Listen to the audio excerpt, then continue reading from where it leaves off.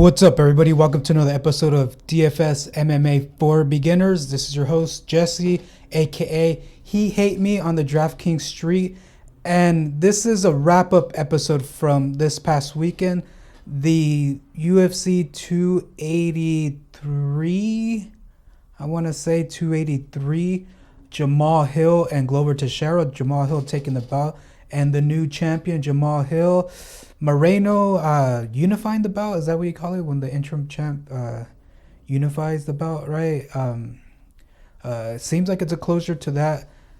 It's not a trilogy. What is it? Quad? Whatever you call it. When they fight 4 times. Great card. Got a little bit too drunk. May or may not have thrown up the next day. I know I'm getting old and I can't keep doing this, but damn, this card I really wanted to drink because it was just a rowdy freaking card in Brazil. You knew there's brutality was going to ensue, so off I went and drank my butt off. But with all that said, let's get into the business. Let's look at the numbers. We're sober now. We're feeling better. No more headaches. No more throwing up. And we're good. Moving forward from here. So, road to $500. Again, a quick refresher. This is a challenge. I started with $100 back in November. Gonna reach 500. Once I reach that 500, that's all gonna be given to one lucky subscriber. All I ask of you is to just be a subscriber, nothing else. Just be a damn subscriber. I'm shooting low here. So yeah, once we get to that 500, I'm gonna give all that away to one person. Doing this for a couple reasons. Number one, obviously to get more subscribers to this show, because I do feel like I can provide value as I'm playing this. I've been playing this for a while now, beyond this, and I studied this from the greats of the DFS giants before this. I know that sounds cheesy, but it's such a new sport. No, that's not a sport. New game. I guess you can relate it mostly to poker. I relate it mostly to poker. It has a lot of shares a lot of principles with poker. So going back to this past weekend, we were at 150. I risked $21. I am messing around with the sprawl tournaments, the sprawl GPPs. I feel like it fits my bankroll, right? Because I want to stay within that 10 to 20% risk on a weekly basis. And it's a 3-entry max, $4 entry. And it's a small size. It fluctuates a bit from small to medium. This week it was 1,189, so doable. I like it to keep it somewhat small so I can best utilize late swap, right? Because that's my main strategy, is using late swap, and I feel like that's best used with smaller to mid size GPPs. So played 3 of those. Only cashed 1 at $6. Played some double ups. I do still qualify for the casual, the beginners double up. So anybody that does qualify for those, I do recommend playing those. Those are newer people and tend to be those rooms tend to be softer. Softer meaning there's less super like competitive people that really know what they're doing. So I cashed on those. Had some dude named Blank Skater. I challenged him last week as well. He beat me in the head-to-head. Kudos to late Blank Skater. It seems like he's learning his stuff, because last week he did not stack the main event, and I beat him pretty heftily. Is that a word? Hefty? And by a big margin is what I'm trying to say. This week he got me. He did. We had the same stack. I had to late swap to try to salvage my lineup because he was blowing me out of the water. We had the same stack, the Moreno, Figueiredo, and the same punt. He had the Lacerda, the lowest variance fight. This fight wasn't going to end the distance, and sure enough, it didn't. I believe he was the highest scoring loser outside of the main event of Teixeira. So that was a good punt on paper and reality too, because he did last all 3 rounds versus Stamen and got the 40 points. You expect a loser in your cash games.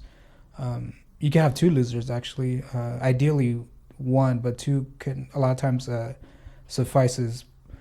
3, not really. As you can see here, 3 losers lost me the match. Rodriguez really screwed me over. If Rodriguez would have won, this would have been a close matchup. I wouldn't say I would have won, because this Marcos pick on his side was pretty legit. And now looking at his pick at Marcos, this was the first fight.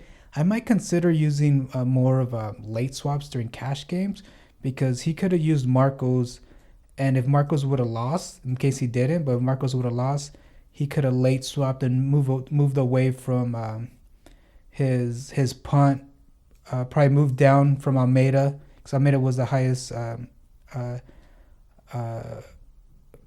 highest. What am I trying to say? Highest the cost. Man, I'm forgetting how to speak. The highest costed the.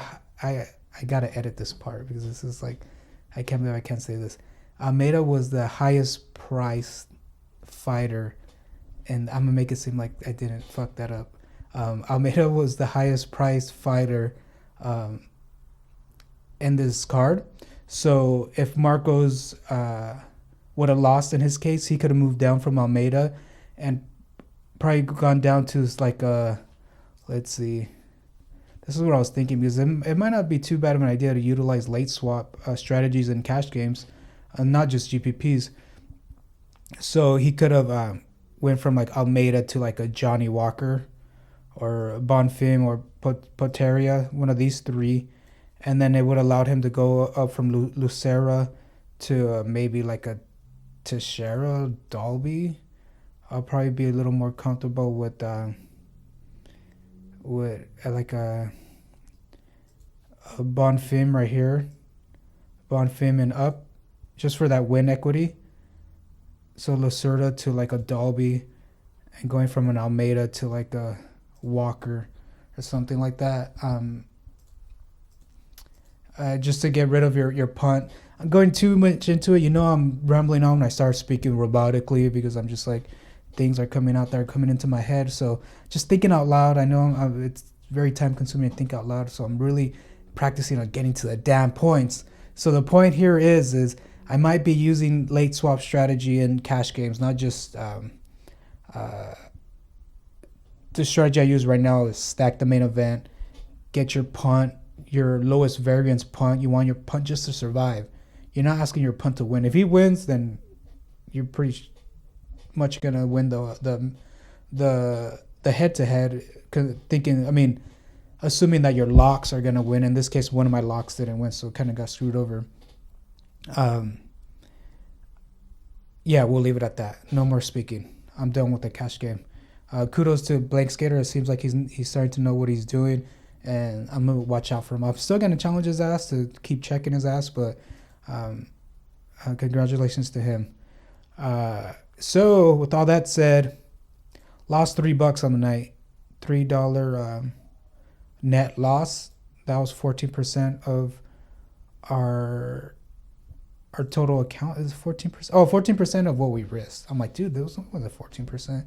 So losing $3 from the 21 is 14% of our loss. Not too bad. Again, I'm playing mostly GPP, so it might be like my profits might be like a steady line, maybe slight decline, slight incline, and then a bump, and then like steady decline and another bump. You know what I mean? Because you win when you win big. Like here, when we went from $68 to $150, so almost $100 in one slate. So anyways, continuing on, we're at 146. We will get to that 500, and somebody will get that 500 damn dollars. Going on to, what was that noise? Sounded like a bird. Going on to the actual GPP here, I do recommend everybody, no matter what contest you play, to study it and to see, number one, is it even profitable? So I'm looking at holes on it, and by holes, what I mean is this sort of stuff. First of all, I look at people who don't even submit lineups. Right here, we had about like 30 people who didn't even submit a lineup. So thank you very much for your money. I will take that. So that's a good sign, right? People that aren't even submitting their lineups. That's a good sign. I look at the like last 5 to 10 lineups, depending how I'm feeling and the time I have. And I look at the lineups and I see, is this really good of a lineup? Because again, we're looking at a small to medium field GPP, so you don't have to get too different. The ownership percentage does matter, as it matters in all GPPs, but you don't have to get wicked different, because when you're sacrificing ownership, I mean, when you're shooting for ownership to increase, usually win percentage and projection points decreases. That's the game you're playing. That's the balance you want to hit, and you don't have to decrease. You don't have to increase ownership too much. This is what I mean. So a lineup like this: Figueredo, Craig, McKenny, Teixeira, Oliveira. That's not too bad. I can see why he got last place, because Rodriguez really ruined a lot of damn lineups, and helped a lot of well, not a lot, but few lineups with the Ferreira getting that 100 piece, right? I believe he got over 100. I'll check it right now. I wouldn't know because I don't have them in my lineups. So the second to the last one, Paul Craig, Neil Magny. I would not have. First of all, I wouldn't even have any lineups with Neil Magny to start with. I just feel like his projection was so damn low. Remember, I X these guys all out. Neil Magny, I just would not have it. I could see that ownership being awesome, but his win percentage is just so damn low. I'd rather have somebody like Mauricio Rua, where it goes from 21% to 36%, and the ownership doubles. Maybe in a very large field GPP, like of 20,000 or more people, then I probably would start looking at these guys. But considering the field, the amount in this field, the amount of competitors in this field, you don't need to get that different. So I wouldn't even go after any of these guys, let alone Magny and Paul Craig. That's not a good lineup. So those are the things I'm looking for. These weaknesses and people creating these lineups. Let's see another one, like a Mauricio Rua and Paul Craig in the same lineup. Neil Magny and Paul Craig in the same lineup. The Laziz, he's kind of on the borderline, but with Neil Magny and Laziz again. Laziz and this was not too bad. Rodriguez really ruined this lineup. Oliveira also lost, but his win percentage, all these guys' win percentage weren't too bad, but they did lose. So that's more of a, I never like saying bad luck, but this was like a crappy luck on this lineup. Paul Craig, okay, that's not a bad one. Shamil, who plays Shamil? Shamil should legit be 0%. That's not a bad lineup. Paul Craig, Laziz, that's an iffy lineup. So those things are looking at, and it looks like we do have some weak lineups that people are shooting more for ownership and risking too much win percentage there. Aside from that, I do like looking at lineups that fell just short of min cashing. So top 300 got paid. So anything below 300, like the first 5 to 10 lineups below 300, because I want to see, like, are these lineups that I would have played? Like, would I at least min cash? Consider using using late swap. So I'll make this quick. Farim, like, come on, why you play Farim? Shamil's in here. Rua. This was not too bad. Murphy and Lacerda. That is more of a cash lineup, because those two are low variance fight. Actually, no, Lauren Murphy was expected to get finished, but she should have been finished. That was a damn beating. But these aren't that great of a lineups either. Not too bad. This one got replicated a bunch of times. Moreno, Almeida, Bonfim, Teixeira, Marcos, and Gregory. Gregory's pretty much ruined that. If Gregory would have won this, all these probably would have min cashed. Finally, looking at the top 5 lineups. Top 5, where are you? Winner, Moreno, Andrade, Bonfim brothers, Jamal Hill, and Marcos. It's not really a style I play. It seemed like they just spread out their ownership amongst all of them. The style I play more of is the one that came in second place, was Moreno, Almeida, Bonfim, Jamal Hill, Thiago Moises, and their shot was Ferreira. So they pretty much played chalky fighters and got different with one fighter. That's more of my style of play.